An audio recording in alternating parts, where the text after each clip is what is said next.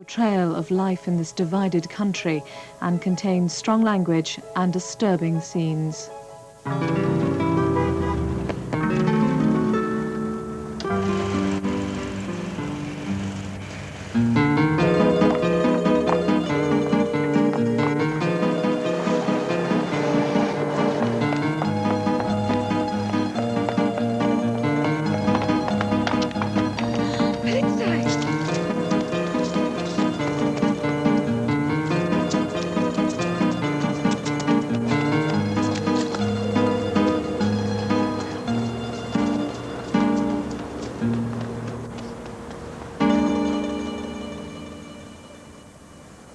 Salvador was directed in 1986 by Oliver Stone.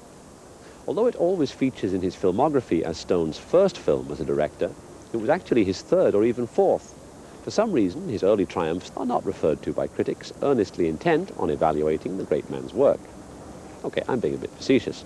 The truth is, the worth of Stone's other films apart, Salvador is a really great film.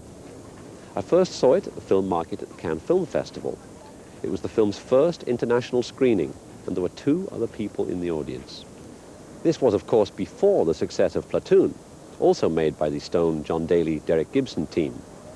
For my money, Platoon is complete rubbish, a nasty bit of propaganda which suggests that if the poor American GIs had only had better officers, they would have won the Vietnam War.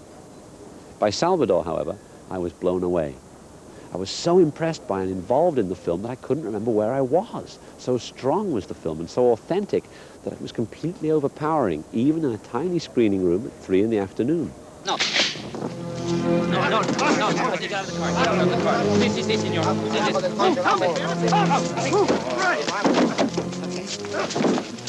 Whatever you do, Doctor. Whatever you do, okay?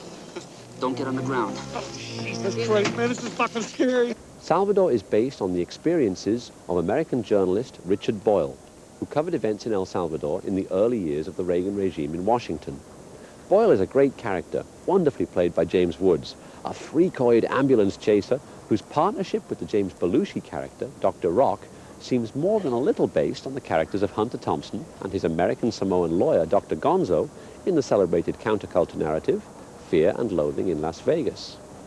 In fact, by borrowing so heavily from Fear and Loathing in Las Vegas, Stone has achieved the impossible, created a film with a journalist protagonist whom you actually like. Because it's par for the course for liberal films about foreign policy issues to have a reporter for their hero. Think of The Year of Living Dangerously, The Killing Fields, and Under Fire. All of the miserable propagandistic failures with bland, wishy-washy heroes who spend 2 weeks wherever the action is, then run back to New York to pick up their Pulitzer Prize. Under Fire was a particularly egregious example where the filmmakers went so far as to pretend that the Nicaraguan Revolution was actually won by American journalists.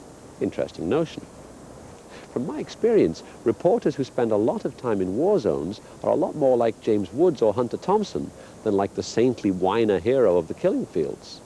Face it, war, or as the Americans called the ongoing massacre in El Salvador, low-intensity conflict, is a dirty, nasty, pointless, and horrific business, and any reporter who makes a living out of covering wars is seriously disturbed, which Richard Boyle, as written by Stone and played by Woods, quite clearly is. You know, at the border we had 70 colonies. You know how many we got left? Huh? 12 colonies, all right? How much is 12 colonies? $4. $3. $3 American dollars? Yeah. You're telling me that's all we got left? My dog is dead, Boyle. You know why? Stop doing that! You know why he's doing that? Huh? This is why. Because he drinks Tic Tac. It's 17 cents a bottle, okay? And you can't get rid of the guy. He'll follow you anywhere. Hey, you want to go to Beirut? See? Huh? Salvador is that extremely rare item, a well-made, thoroughly entertaining political film. It does a lot more than the real Boyle did, placing its protagonist at the scene of the murder of Archbishop Romero by a right-wing death squad, and having him on the spot immediately after the Salvadorian army murdered 4 American nuns. It also depicts the political conversion of the American ambassador, played very well by Michael Murphy, a conversion which actually occurred. Ultimately, of course, the film cops out. Following a battle between the army and the FMLN guerrillas who ride into town, rather improbably on horseback, there comes the obligatory scene where the rebels shoot some of their prisoners and Woods runs back and forth shouting, "You're just as bad as each other! You're just as bad as each other!" to both sides. Actually, the line looks like an afterthought, as if it had been dubbed in post-production over Wood's back. Why then does Stone, having depicted a grandiloquent, high-energy but essentially truthful series of events, undercut his own message at the end? In different circumstances, one might blame the studio or the executives, or they forced him to do it. But in this case, the production company is Hemdale, and whatever the vices of Messrs. Daly and Gibson, neither one was ever accused of being a minion of right-wing politicians or liberal aesthetics.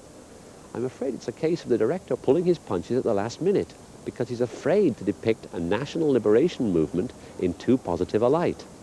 In the same way, in his most recent film, Heaven and Earth, it's not the Americans, but the Viet Cong who rape the Vietnamese heroine. This small quibble aside, Salvador is an impressive piece of work. It was made mostly in Mexico by some of Mexico's best film craftspeople. It features some of the better Mexican actors, Salvador Sanchez, René Pereira, and Roberto Sosa, in supporting roles. The editing by Claire Simpson and Carlos Puente is outstanding, and the camera work by a duo of American cinematographers, Bob Richardson and Tom Richmond, is magnificent. Has anything changed in El Salvador since the film was made? Unfortunately, it seems not. In the run-up to the March elections, 40 FMLN candidates were killed by death squads, and the US military has resumed war games with the Salvadorian army. Meanwhile, the country slips further into a cycle of poverty and repression, the reason the Civil War began in the first place.